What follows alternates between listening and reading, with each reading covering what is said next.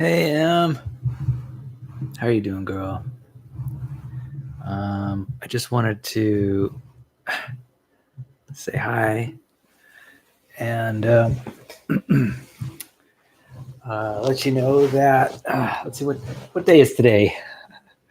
Today is the 8th of August, 8 2019. That reminds me that I guess presumably in the future there's going to be a 9/9/2019 at 9 and 09. That would be a pretty significant time, I think, from a numerology standpoint. All right. So I hope you're doing well today, Em. I am doing real good. I'm getting kind of a slow start this morning. Today is the first day of my trip to my 30-year high school reunion in Albuquerque, New Mexico. I will be road tripping out there in my minivan, my 1999 minivan. It's a minivan that has like 309,000 miles on it. So this trip is going to put 2,000 more miles on it because it's 1,000-mile drive from Lompoc to Albuquerque. And then another 1,000-mile drive from Albuquerque back to Lompoc. So I'm gearing up to do maybe 500 miles today. And so now I haven't gotten started really, and that's kind of a drag. That means it's going to be a late night tonight, I think. Anyway, it's okay. I'm prepared for it. And we're just going to do as much driving as we possibly can today. I was thinking that perhaps I would try to hit Patagonia, the Patagonia store, I think in Ventura. I think that might be a fun place to go. I was also thinking about hitting the gym today. I know, sounds not like not a bright idea, but I was thinking about hitting the gym. I'm getting a really late start today. I might have to make up for this late start tomorrow. We'll see how it goes. We'll see how many hundreds of miles of driving I can do today. Yeah, it's already like 10 o'clock a.m. That's okay. Sometimes things don't work out perfect, and I don't know.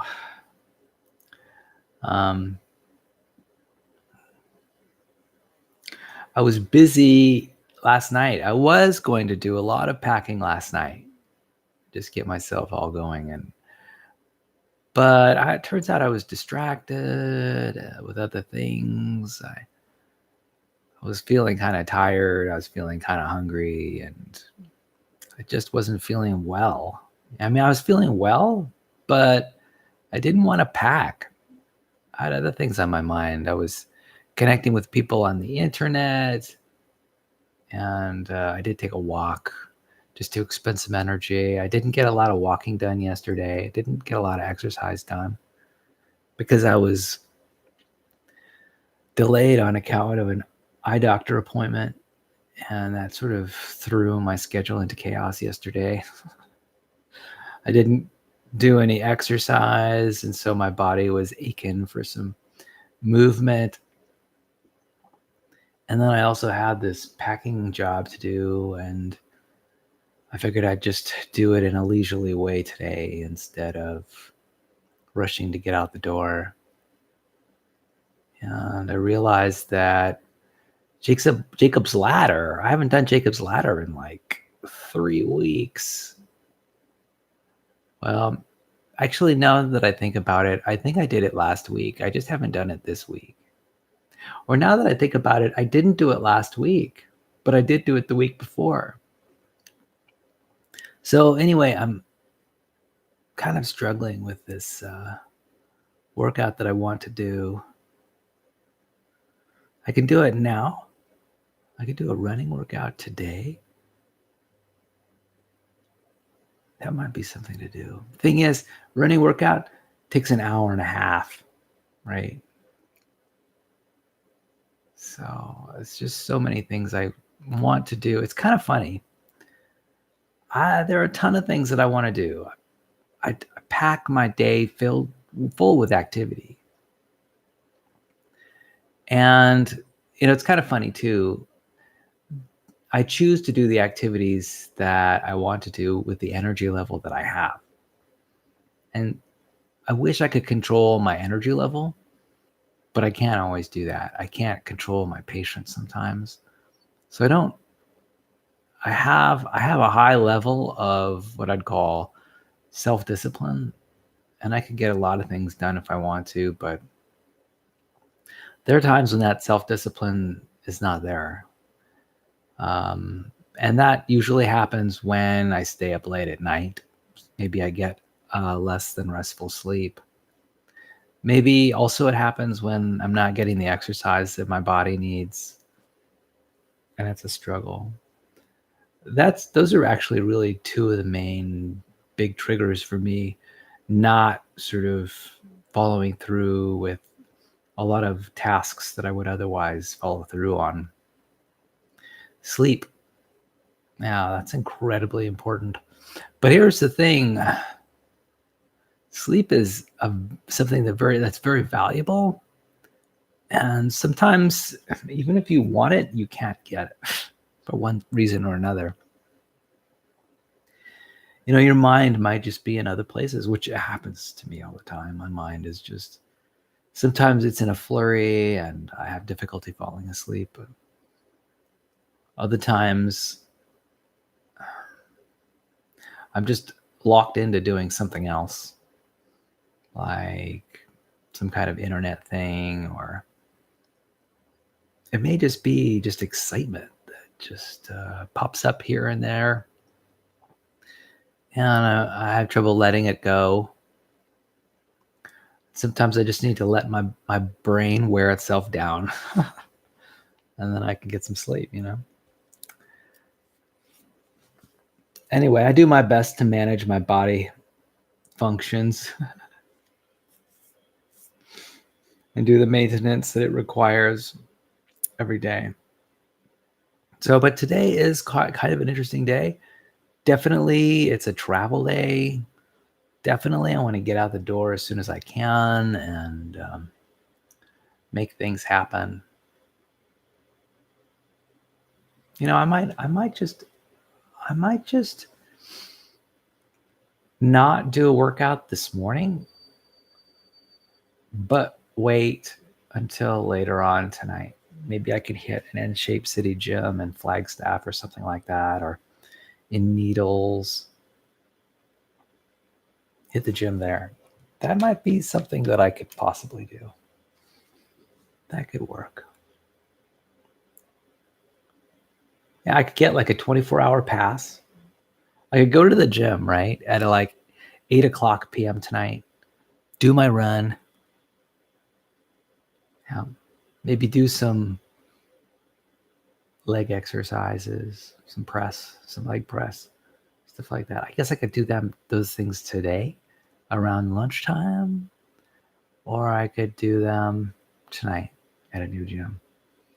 It almost seems better for me just to do it today at lunchtime. Spend the 2 hours at the gym and then just drive. Here's the thing, though. When I'm already feeling tired, that's the thing, really. I could work out right after I do this recording, but then when I'm done, I'll be like super tired. It's like, I'll be driving like a zombie. I don't think I want that to happen. At least now I've got some energy to expend behind the wheel on the freeways. Yeah. And then, maybe I will be ready to do some running or something like that sometime tonight, like 6:00 tonight, something like that. Now that I think about that, that's probably a good idea, because then I can get a day pass, and then this evening I can Get a day pass at the gym, do an hour and a half, 2 hours worth of working out, and then fall asleep straight away. And then wake up with that same 24-hour day pass, wake up in the morning, take a shower, and then move on. Actually, that sounds like a really good idea. And plus I get the opportunity I get to drive when I'm feeling energized for the next 7 hours. All right, that sounds like something that I want to do. When it comes to activities like road trips, you need to manage your energy. It's very strategic.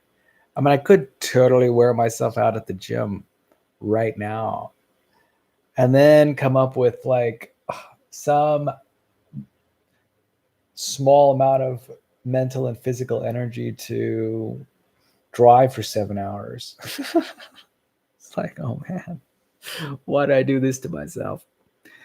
So it's kind of interesting. There is a story behind me doing this as a road trip instead of flying out. For the most part, the last, 4 or 5 years, I've been flying out to Albuquerque. And, I've done it a few ways. Typically I'd fly out of LAX and then I hit Denver and then Albuquerque, or I go direct to Albuquerque, or I go to Phoenix and Albuquerque, right? And then the same thing happens when I come back. It's either a direct flight from Albuquerque, or I've got like pit stops in Denver or Phoenix. Not a problem. But it turns out that those flights, that whole thing takes a whole day. It really does. It takes a whole day on the airplane, and it's often a late night. Like especially when I fly from LAX to Albuquerque, I'm usually showing up at my brother's place at like 1 a.m. That is not an exaggeration. Sometimes it's been 2 a.m., right? And you know what? It is literally a very long day. And you know what? I'm sitting around in the car, sitting around in the plane. The travel time is less, right? It's only a 2-hour flight. But I typically get to the airport an hour or two early. It takes me 2.5 hours to drive from where I live to LAX. It's a whole day affair, right? And I show up at 2 a.m. So it's inconvenient, right? It's inconvenient. It's a whole day affair. But maybe I could make it a little less inconvenient if I just drive out there, it's just 7 hours of driving. Boom. I'm thinking, it's just 7 hours of driving. That's actually a lot of driving, but you know what? So it's only 7 hours, and it's very predictable, right? It's a big chunk of driving activity, but it's predictable, right? There's no mechanicals, there's no delays, there's no weather. I've been delayed on account of weather. I've been delayed on account of mechanical problems with the airplane. And I've also been delayed on account of just the schedule. The airline, the planes don't leave LAX and land at ABQ at times that are ideal for me, right? They're not. They don't sort of take off and land according to my schedule. They take off and land according to their schedule.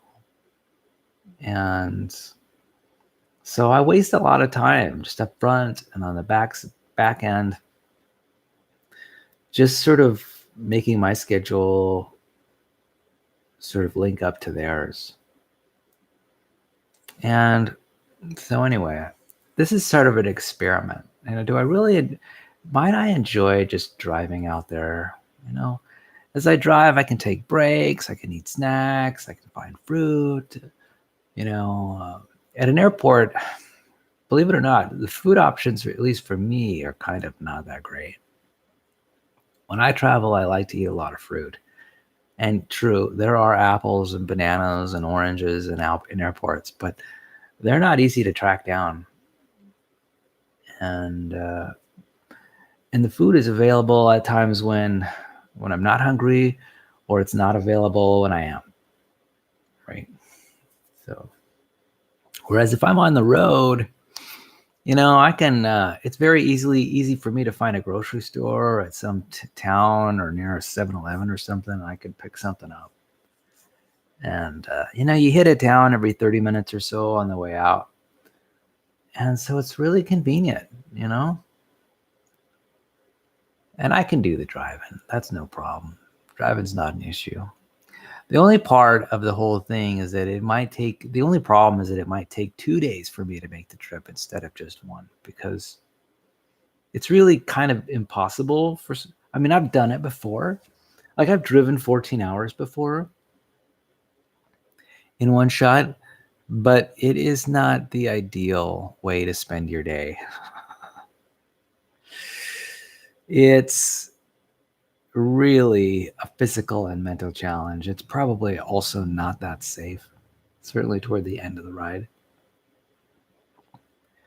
I've actually done the 14-hour drive and felt good afterwards, but that's on a fairly rare occasion, maybe 20% of the time. The other 80% of the time, I'm like thrashed at the end of 14 hours. Just totally thrashed. I'm a worthless husk of a man after the 14-hour drive. So, it's good to take it in 2 chunks. So that's what I think I'm going to do. Yeah. Well, thanks, Emily, for helping me work out that logistical issue. Did I mention that I was thinking about going down to the Patagonia store in Ventura later on? Yeah, that's someplace I want to hit on my way down to Albuquerque. I've actually taken this trip from Lompoc to Albuquerque a couple times, taken that road trip, and it's actually quite a pleasant drive. One thing I particularly enjoy is driving from Southern California on the I-40 up to Flagstaff. Flagstaff is at the base of the Rocky Mountains, and or the Rocky Mountain chain at elevation. I'm not sure what the elevation of Flagstaff, Arizona is. Hey, Google, what is the elevation of Flagstaff, Arizona? Flagstaff's elevation is 6,909 feet. Oh, yeah. So 6,909 feet. It's really 7,000 feet, which is really the height of Taos. Taos is at 7,000 feet. So, there's a definite increase in elevation from where I'm at, which is sea level. And then you go down slightly, maybe down to 5,000 feet. And then you're in Albuquerque. So that is kind of a cool thing. One thing I remember doing in my travels and my road tripping quite often is that when I would travel to Albuquerque from Lompoc and go through Flagstaff, when I do that through the wintertime, sometimes it would be snowing on the road. What's kind of interesting is that it's been a long time, many years, since I've driven in the snow on a road. But here's why. Because I intentionally avoid snow on roads when I travel in the wintertime. It's like, that's a no-go for me. I've done it before, and it's a drag. Because, it's very easy to lose control. And then I've had lots of experiences where I've, in an intersection, done like a 360 spin out. or I brake too hard and my car just slides, right? along the road and is not stopping, or I can't control the direction the vehicle's going because I turn the steering wheel and it doesn't adjust the car's direction. Yeah. So I'm really no big fan of driving on icy roads. And I've had periods of time in my life when I've bought tire chains and I've bought winter tires and all that good stuff to try to keep control on the road. And, those are great. They have their place, but I prefer just not driving on winter roads, not driving on icy roads, not driving on snowy roads. Yeah. If I could have my druthers, that's what I would be doing. So now your school is about to start. You've only got like one more week to go before school starts. Wow. That's pretty exciting. Your sophomore year of high school. I might have mentioned before that I was considering asking you to take a photograph of one of your textbooks so that maybe I could follow along during the semester, and we could maybe if I asked you to take a photograph of your English textbook, that would go a long way. I could get a copy myself and we could go through the material. Maybe we could read some of the short stories that you're reading. Maybe we could read them together. I think that might be a lot of fun. And could be a nice joint activity, I think. We could also do that with your math class. I'd be totally up for that. Everyone needs to learn a little bit, their algebra just a little bit better, that's for sure. Or not. I'm okay with not doing that too. I'm going to be taking a class in photography this semester, so I'm really looking forward to that. There also might be some other ways that I can make an addition to it. I could get a gym class of some kind. Maybe I could enroll in a swimming class. I don't know. We'll see how things go.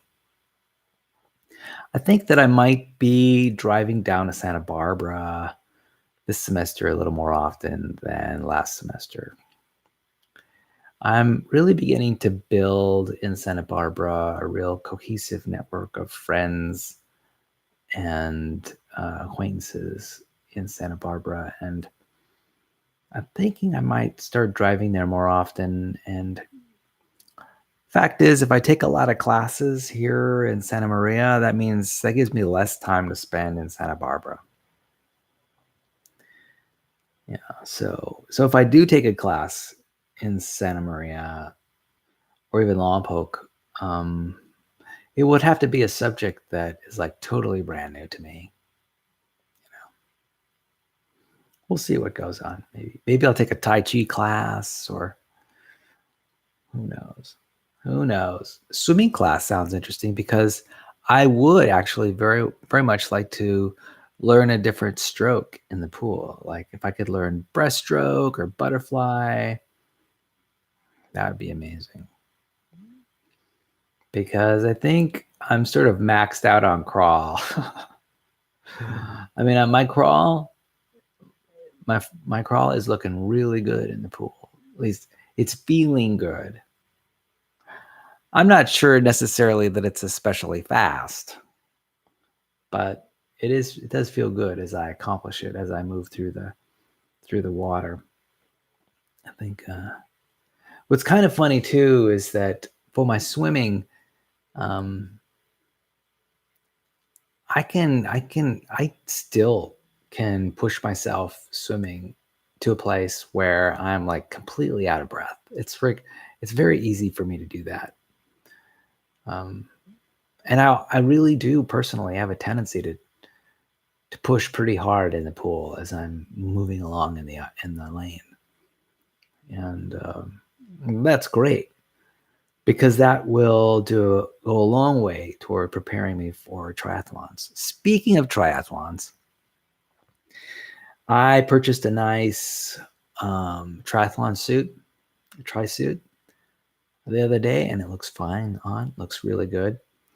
And not only that, but I did go to Hazard Cyclo Sports down in Santa Barbara. I think it's on Anacapa.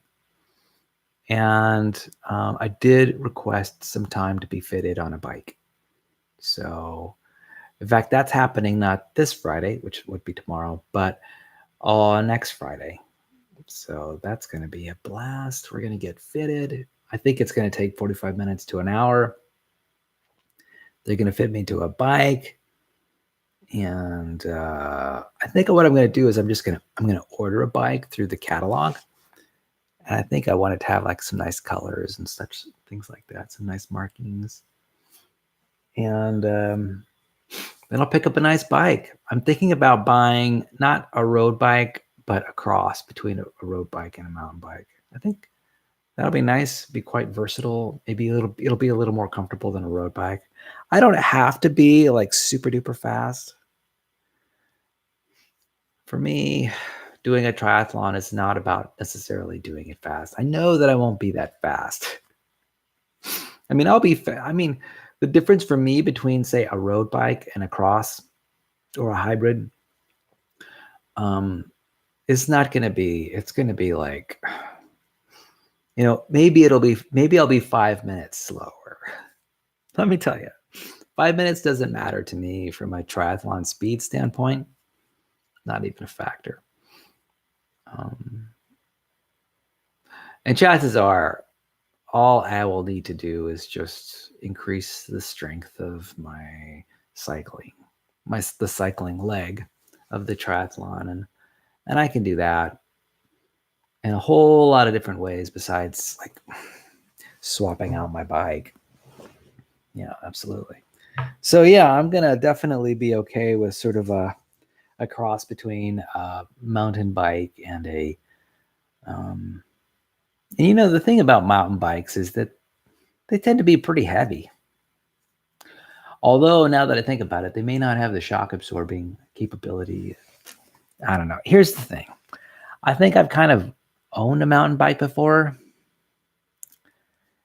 and I never really did take it to the mountains, So it's really not interesting to me. I pretty much, when I bike on flat surfaces, right? I bike on roads, I bike on biking trails, and generally I don't take it out into a mountain. In fact, I actually kind of think of riding your bicycle on a mountainside like that as being pretty risky. There's a lot that can go wrong. I mean, if you're not on a groomed biking trail, there's a lot that can go wrong. I mean, I can think of rocks being in the wrong place, roots being in the wrong place, turns being in the wrong place, problems with gravel and sand, and even just the angle of the earth, the angle of rise. I mean, that could be a problem. I don't know. I see a lot of problems with mountain biking.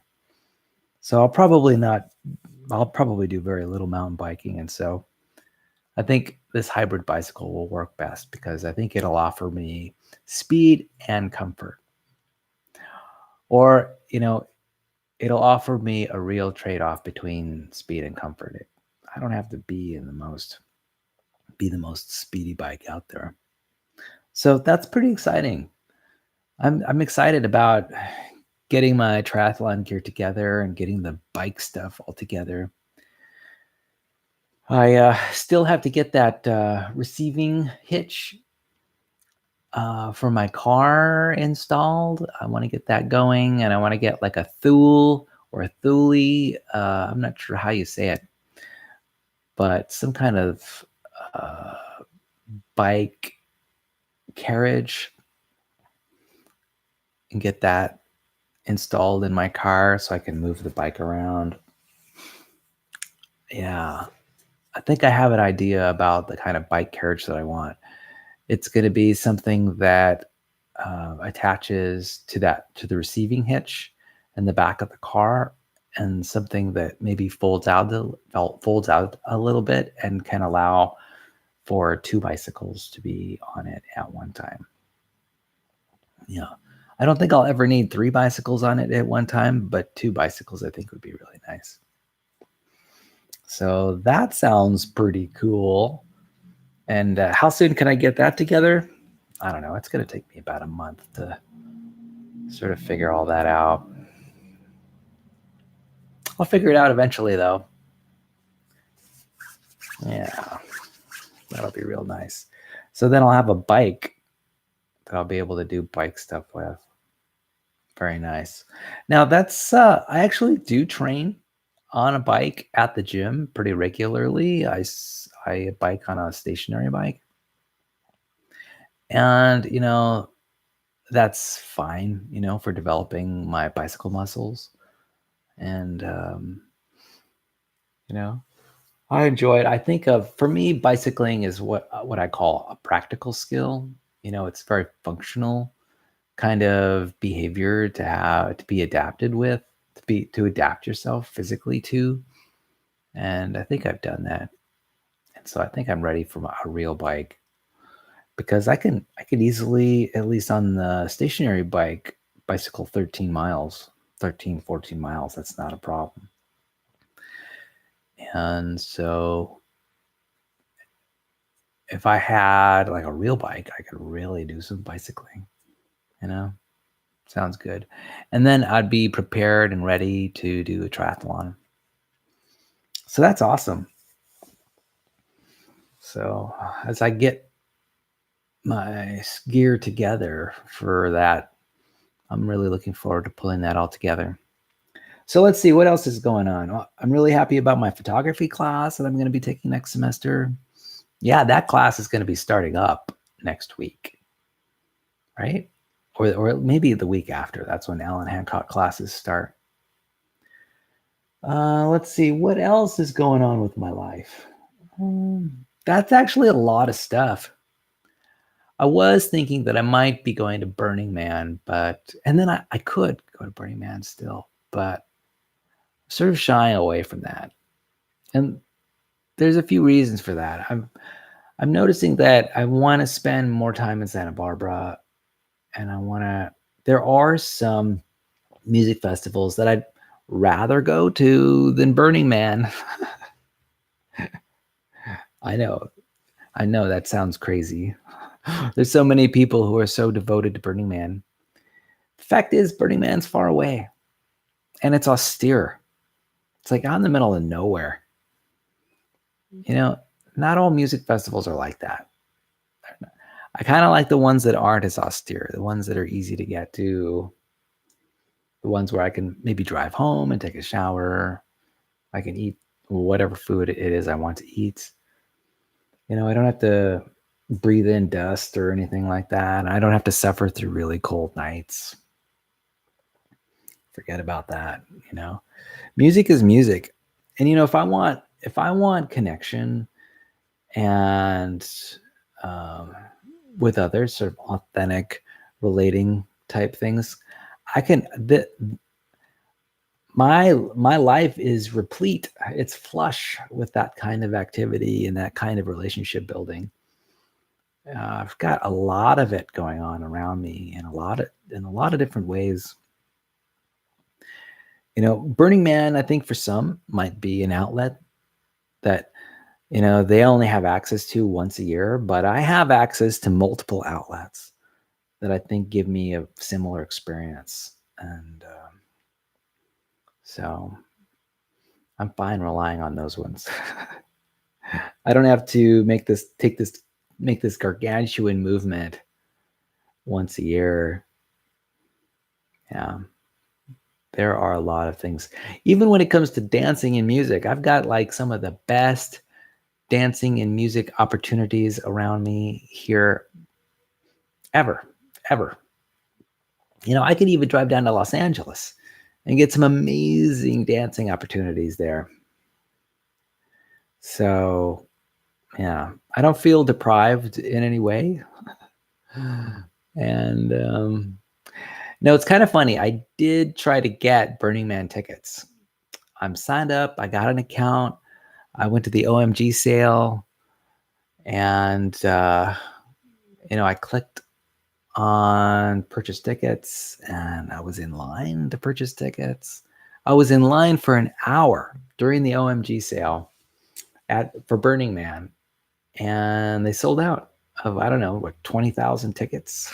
I don't know how many tickets they had on sale, but after an hour of sort of waiting for my turn, yeah, I was not able to get a ticket, which is okay.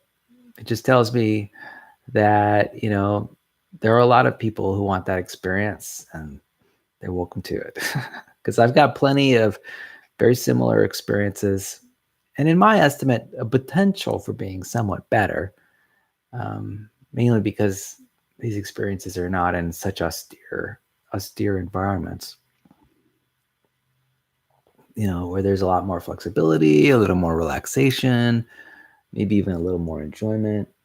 So I'm excited about it. So I don't have to go to Burning Man this year. Maybe I'll go next year.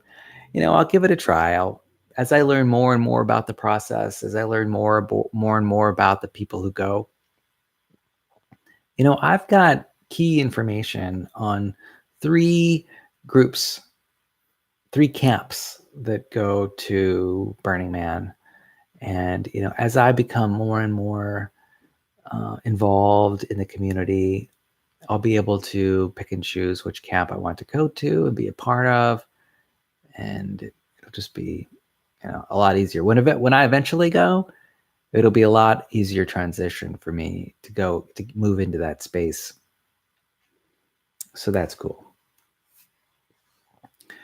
Let's see, what else is going on with me? Golly.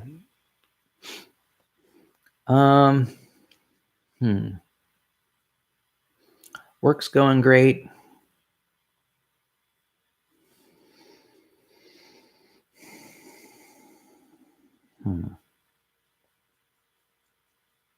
I was thinking yesterday about this possibility. I have a friend who is like in international sales. She travels the world. And she travels to places, all over the world. She takes, it would not be unusual for her to be on 6 or 7 international trips a month.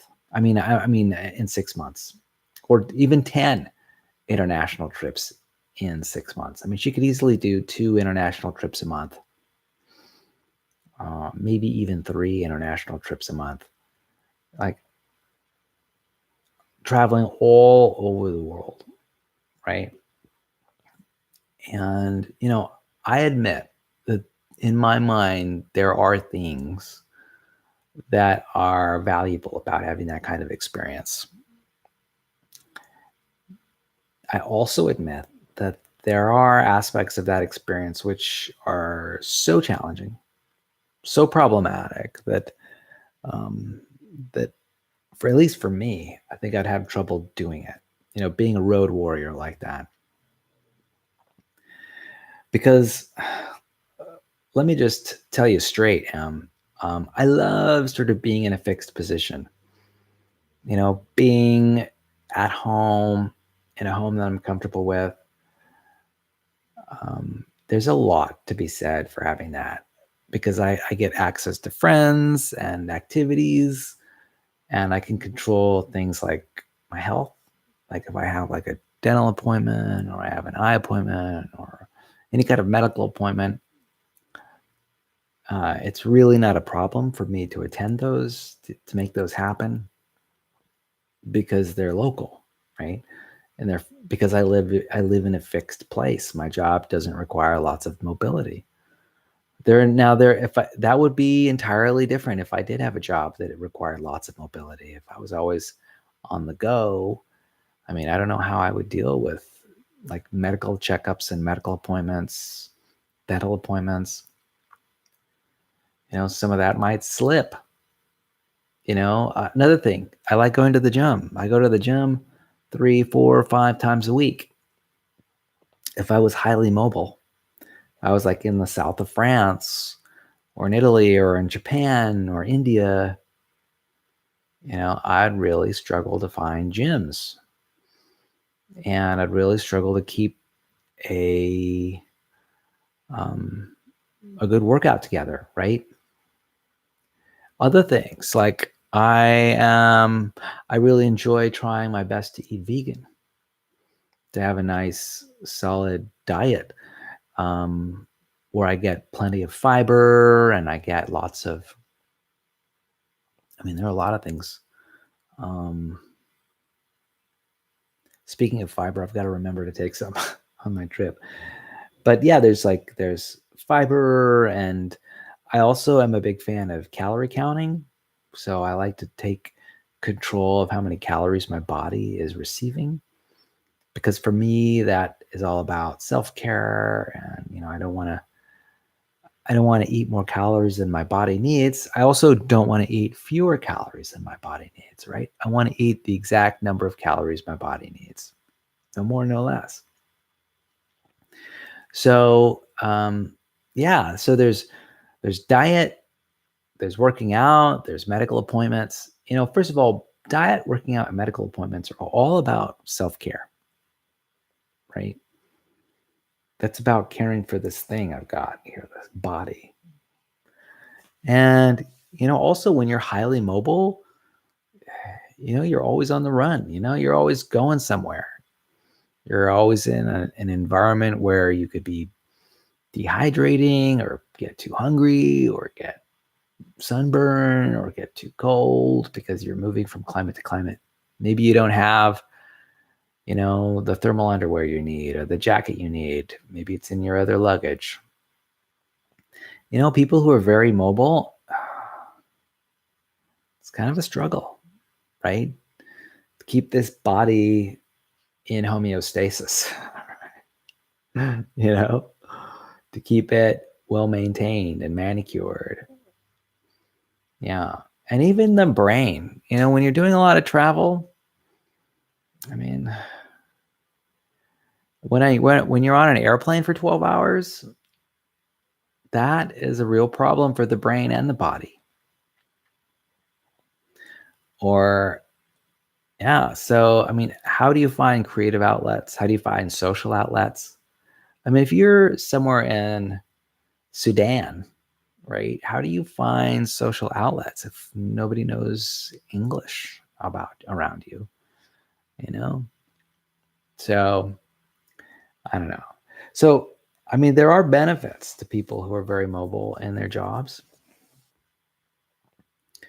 But because the benefits are they get to see the world, they get to learn different modes of transportation. They become what I'd call more, they have international experience dealing with other people around the world, and there's a lot of benefit to that. They get to try new restaurants or go to new hotels or go to new I don't know, just go to new museums, and they get to sample a lot of things like beaches all over the world.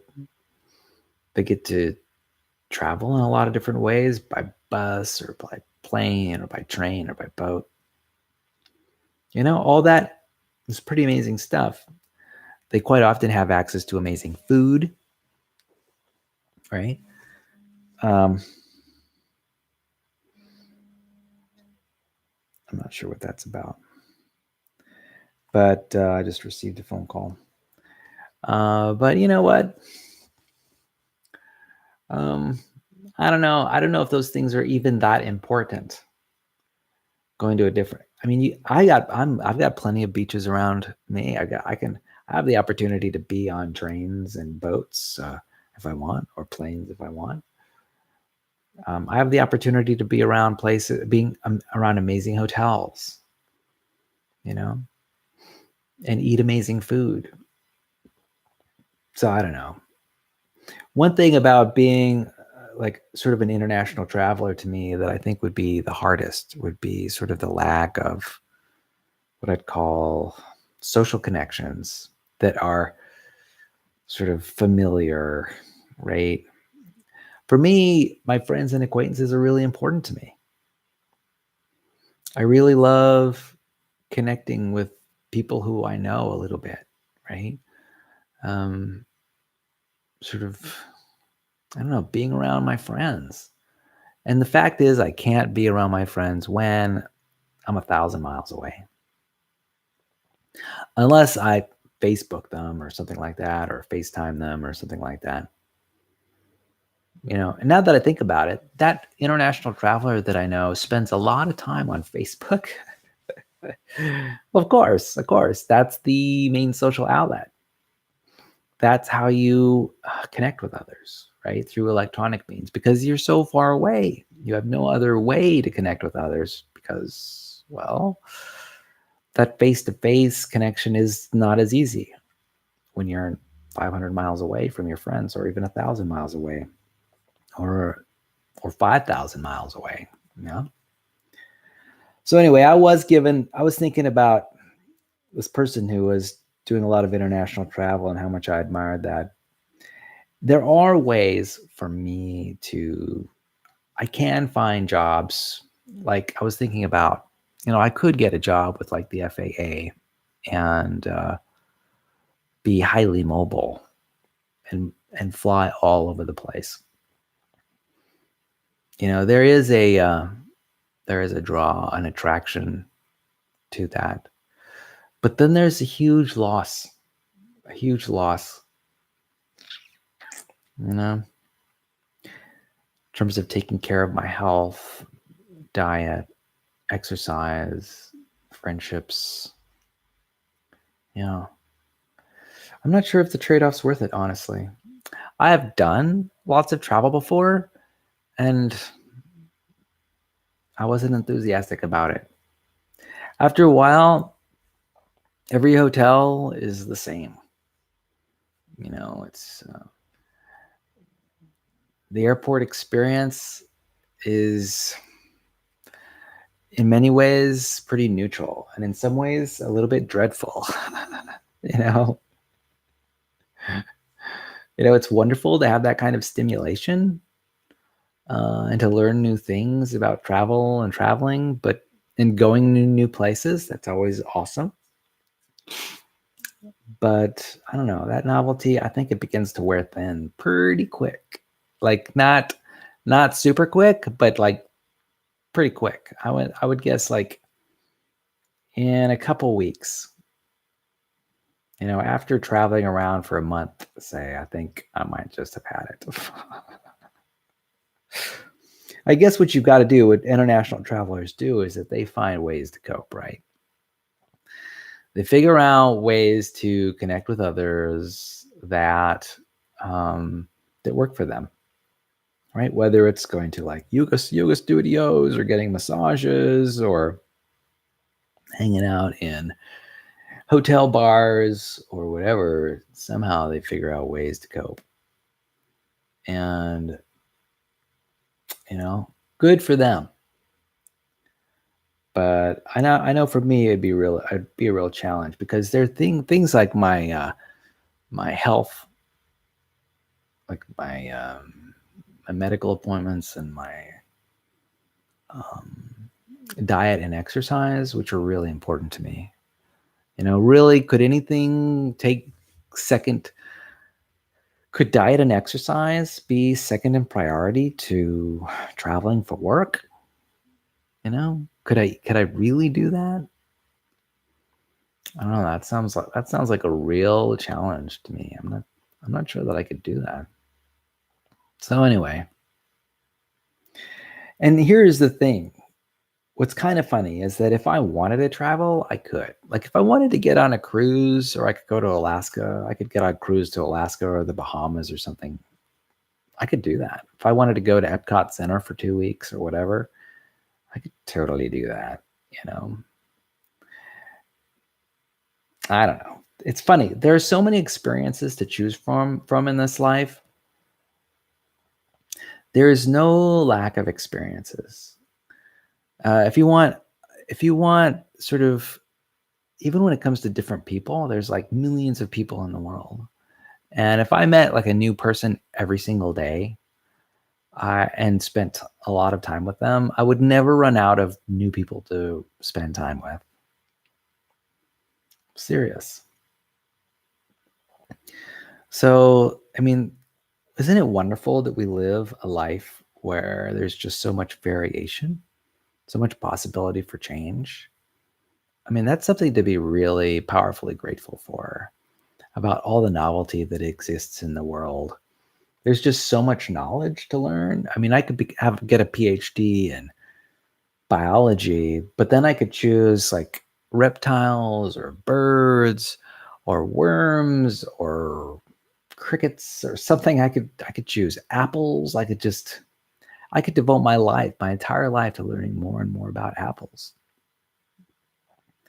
There would be I would have no trouble spending a lifetime just becoming a professional apple knowledge expert. you know, I could easily spend my life doing that. And there are literally an infinite number of subjects that I could become an expert into if I tried. You know, yeah.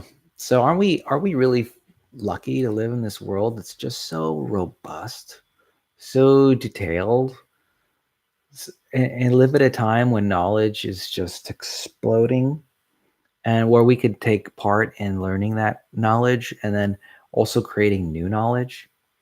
Or at least, isn't it wonderful that we can sort of help other people gain clearer understanding through writing books or editing wikipedia.org, or boy, even just talking to people and teaching them new ideas and new skills? It's really amazing. This life we lead is just so phenomenal. It's so rich. In fact, rich is really a great way to describe it. I am not talking about monetarily rich, but living is an emotionally rich experience. It's an intellectually rich experience. And I feel really sorry for people who feel compelled to sort of close themselves off to intellectual learning, intellectual things, and learning feeling things, because really there's no lack of knowledge out there. Everything is rich and abundant. It's huge abundance. In fact, when it comes to like social experiences, intellectual experiences, emotional experiences, the landscape is rich. So rich in the sense that there's so much detail and diversity of experience. You know, like I mentioned, I could meet a new person every day. I could meet a new person every hour and not run out of people to meet. I could learn a new fact every hour and not run out of facts. I could, even if I focused on my own emotional health, I could focus on that forever. I mean, and I wouldn't have to limit myself at all. I mean, I could even, if I wanted to, even if I did limit myself to just learning about cognitive behavioral therapy, for example, and going and deep diving as far as I could into that subject, that would still it would still take me a lifetime to do it. And uh, I would never reach the bottom. The richness is just so great.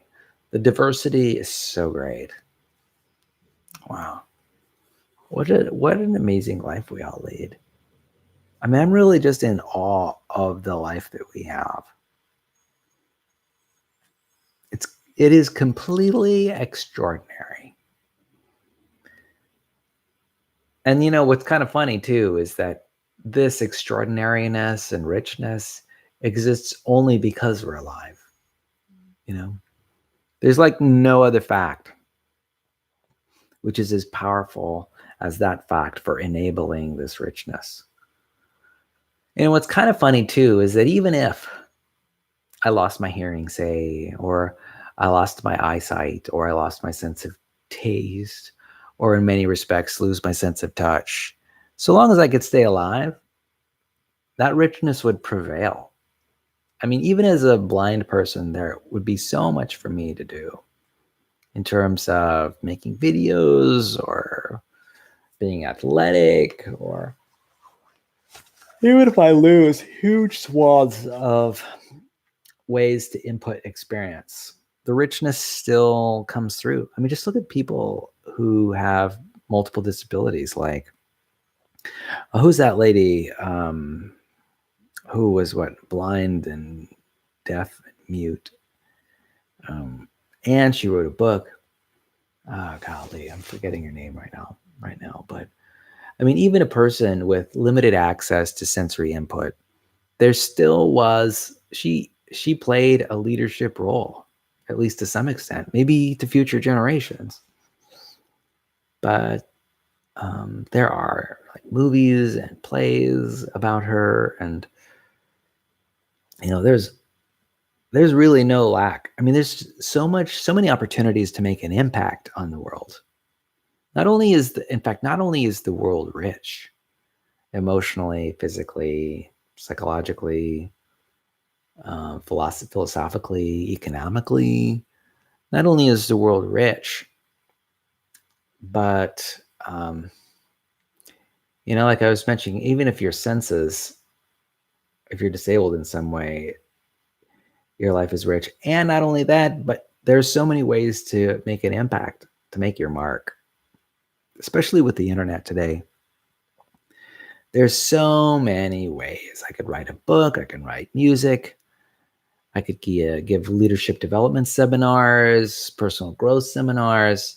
I could do it all from the comfort of my own home by video recording. I mean, there's really no end to the amount of impact that we can make. And I don't know.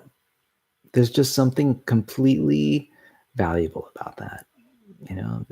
It's like we're overcome by the accumulation of wealth and richness and the ability to have an impact on the world that, I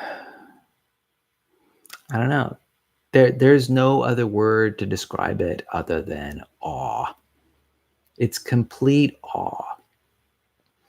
We are like fireworks that are streaming across the sky, whether we want to be or not. It's kind of funny.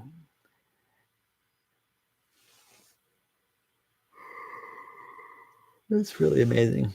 Anyway, on that note, Emily, I want to say goodbye. I've got an amazing life to live. I have an amazing life to lead. I have an amazing emotional life to experience. It's just, and I want to wish you the best when it comes to sort of giving you permission to live your best life too. For me, my life also is a big part of it is about supporting you.